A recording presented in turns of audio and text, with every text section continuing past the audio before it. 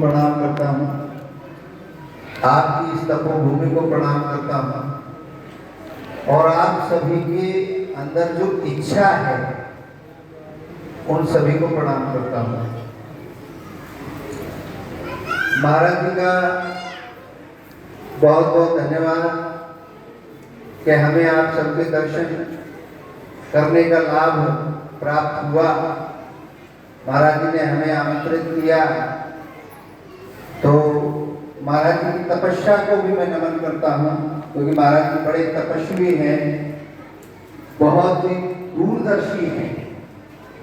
तो आप सब बहुत भाग्यशाली हैं कि आपको भागवत सुनने का मौका मिल रहा है।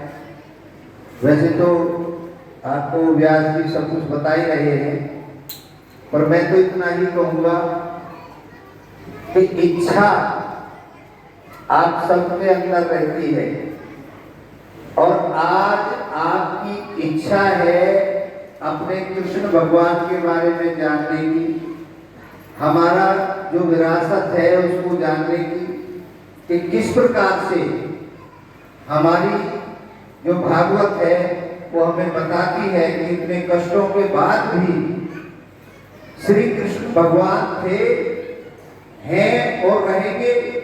लेकिन जब आपको थोड़ा सा कष्ट आ जाता है कभी तो आप घबरा जाते हैं।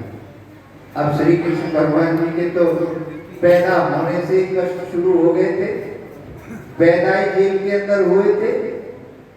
तो भाई यही कह के गए हैं कृष्ण जी कि अपने कर्म को पूरी ईमानदारी के साथ हम सब लोग करें। आपकी इच्छा जरूर पूरी होगी, क्योंकि इस दुनिया में केवल हम अपनी इच्छा पूर्ति के लिए ही जीवन में आए हैं।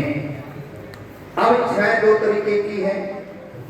एक तो ये है कि मैं दूसरे की इच्छा को पूरी होने में बीच में अड़ंगा डालता हूं, और एक ये है कि भाई मैं अपनी इच्छा तो पूरी कर ही रहा हूं, साथ में दूसरे आदमी की भी इच्छाओं को सम्मान कर रहा हूं।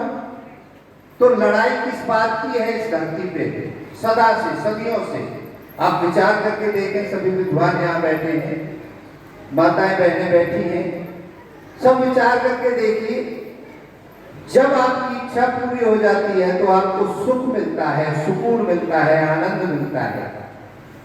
और जब इच्छा पूरी नहीं हो पाती तो आप परेशान हो जाते हैं कि भाई मेरे साथ तो किसी ने बुरा कर रखा है। तो कभी ये विचार करके देखिए कि आपकी इच्छा पूरी क्यों नहीं हो रही। क्या आप अपने इष्टों को प्रणाम करते हैं? क्या आप अपने साधु संतों का सम्मान करते हैं? क्या आप अपनी दिनचर्या में जिस भी परमात्मा को आप मानते हो, मैं ये नहीं कहता कि आप फलाने परमात्मा को माने, जिसको भी याद करते हो, तो क्या उनको याद करते हैं किसी काम को करते वक्त, या अपने मन में ये कहते हैं यह कि मैं ही हूं जो कसूर करता?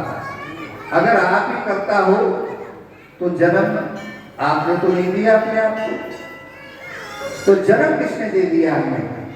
और मृत्यु भी आप में से कोई नहीं चाहता कि हमारी मृत्यु हो जाए, तो फिर मारता कौन है हमें?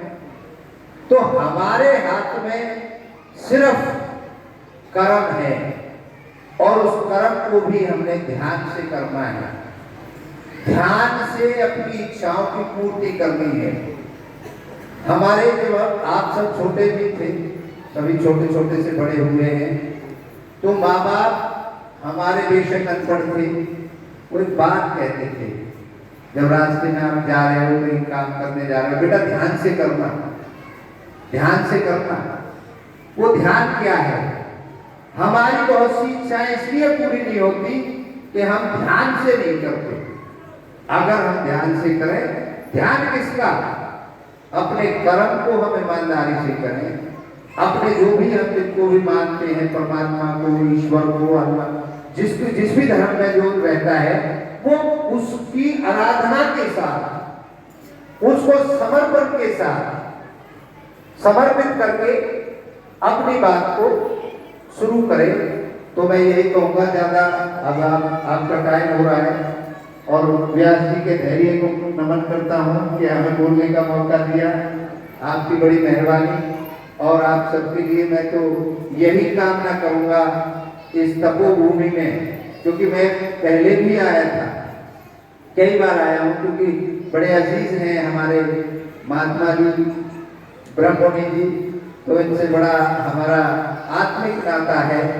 कई बार आपके यहाँ मैं आया हूँ और आज इस भवन को देख करके, आप सबकी मेहनत को देख करके, यहाँ व्यवस्थाओं को देख करके वही मैं बड़ा खुश हूँ। तो एक बार ताली बजा दो अपने लिए।